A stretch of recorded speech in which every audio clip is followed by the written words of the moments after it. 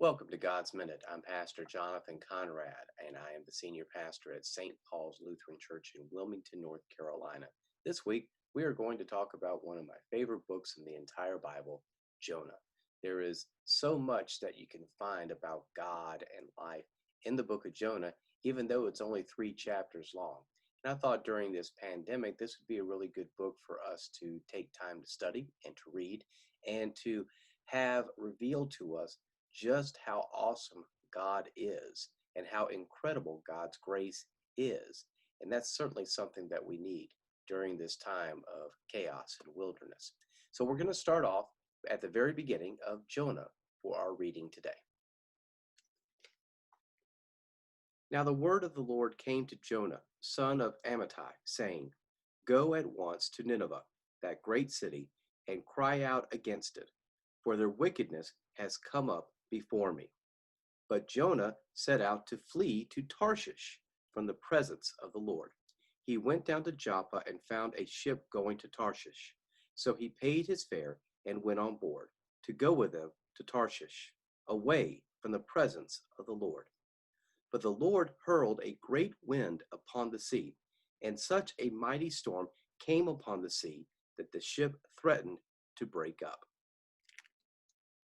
About a month ago, I had the chance to introduce Droopy Dog to my kids. For those of you who may be unfamiliar with Droopy, Droopy is a cartoon made by the same people who made Tom and Jerry. And in this particular cartoon world, Droopy Dog talks like this, very slow, very deliberate. And yet, in these cartoons, he always seems to be one up on whoever the bad guy is. And the one I happened to show them was a guy who breaks out of prison and he tries to escape and runs around to all his hideouts. And every hideout he goes to, Droopy is there waiting for him. I can't help but think about Droopy when I hear this story and I read it again, because Jonah is asked by God, is called by God to go to Nineveh and preach repentance to them. And Jonah says, no. You have Nineveh in one direction, and Jonah goes the opposite direction, heading west instead of east. And he thinks that he can outrun God. He thinks he can escape God. And yet, when he's on the ship, when he's on the sea, God's presence is known with the great wind. And so Jonah is starting to learn that wherever he goes, God is going to be there. What we can learn today is that God is here with us. We cannot escape God.